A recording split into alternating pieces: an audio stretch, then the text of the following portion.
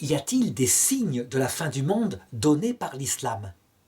Nous savons que pour nous, chrétiens, l'islam ne peut pas venir de Dieu, mais que nous soupçonnons fortement, en regardant les prophéties sur Ismaël et Isaac, les deux fils d'Abraham, les deux descendances bénies par Dieu, dont l'une est alliance, c'est Isaac, c'est le symbole du christianisme, et l'autre est fils de la servante, musulmane, donc les musulmans se réfèrent effectivement à Ismaël. Eh bien, nous voyons que, malgré tout, Dieu a béni Ismaël et lui a promis une descendance. 12 rois sortiront de lui. Résultat, lorsqu'on regarde les prophéties concernant la fin du monde dans l'islam, on est étonné. Parce que le reste de l'islam correspond à la mentalité de cet homme, Mohammed, qui, pour nous chrétiens, a inventé sa religion. Donc on y voit bien, il y a mis sa propre conception des femmes, sa propre conception de la guerre. Mais lorsqu'il parlait de la fin du monde dans l'islam, visiblement quelque chose lui déplaisait, quelque chose qui semblait annoncer. On ne sait pas d'où.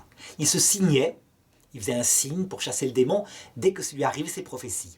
Donc globalement, voilà ce qu'elles annoncent.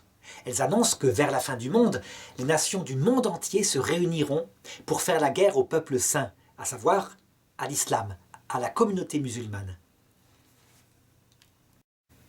Elles annoncent que l'antéchrist, qui prendra la tête de ces nations coalisées, sera un juif qui ne verra que d'un œil, l'œil matérialiste sans doute, il sera borgne donc. Il ressemblera, qu'on précise même Mohammed, à un ennemi qu'il avait eu à un moment donné et qu'il avait combattu. Les prophéties continuent en disant que la guerre, la grande guerre, donc Gog et Magog, commencera à cause d'Arabes pervers qui, je dirais, provoqueront des malheurs dans le monde.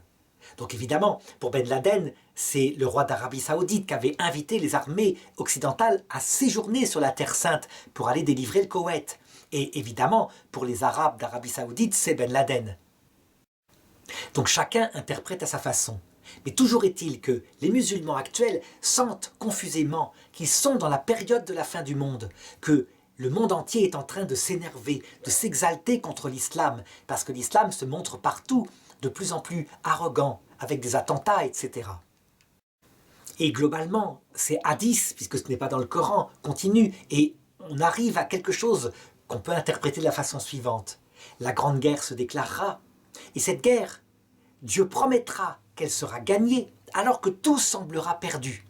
C'est la fameuse bataille, toujours pareille, de Gog et Magog. Il y aura une grande apostasie dans l'islam. Les gens se tourneront vers l'Occident, parce qu'il donnera à manger, dit Mohammed. C'est curieux, l'Occident. Et alors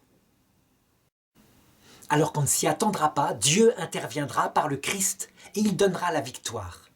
Tout le problème maintenant, c'est de savoir quel genre de victoire est promise. Eh bien, dans l'islam, il y a 3 sortes d'interprétations. La première, je dirais la plus violente, c'est celle ce qu'on pourrait appeler les djihadistes, les wahhabites, qui disent que ce sera une victoire militaire au sens propre du terme et on mettra des mois et des mois à ramasser les cadavres des ennemis. Ils y croient tellement que, du coup, il y avait même une lettre qui avait été envoyée à un moment donné par Ben Laden au président George Bush en disant « Convertissez-vous à l'islam, sinon on ramassera votre cadavre ». Deuxième interprétation, celle de la masse des musulmans, qui sont un peu dans l'expectative, qui se disent qu'on va à la catastrophe, mais qui en même temps espèrent peut-être une certaine revanche sur l'Occident, qui semble dominer culturellement les choses. Et donc à la fois il y a méfiance par rapport à ces islamistes, ces terroristes, mais en même temps une certaine séduction, si bien qu'on voit la jeune génération qui de plus en plus, par ce désir de revanche, quelquefois les suit, et les choses ne s'améliorent pas en 2016, où je fais cette vidéo.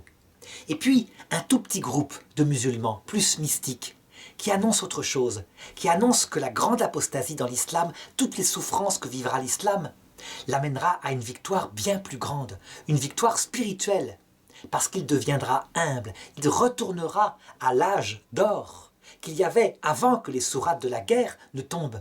Cet âge où l'islam était humble, étranger, modeste. Et ils ajoutent en disant « L'islam a commencé étranger sur terre, il terminera étranger sur terre à l'époque de l'Antéchrist. » Et effectivement, c'est une possibilité.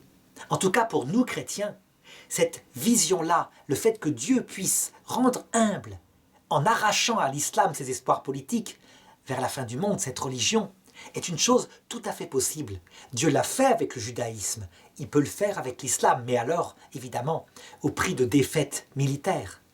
Les quelques musulmans qui regardent ça se disent « ça sera comme ça », puisque certains hadiths disent même que la guerre finale détruira la Mecque et Médine, et que les musulmans n'auraient plus que la prière intérieure. Étranger sur terre. Un musulman qui observera 1/10 des commandements à cette époque-là sera plus héroïque qu'un musulman qui au début observait tous les commandements de l'islam. Donc, voilà où on en est.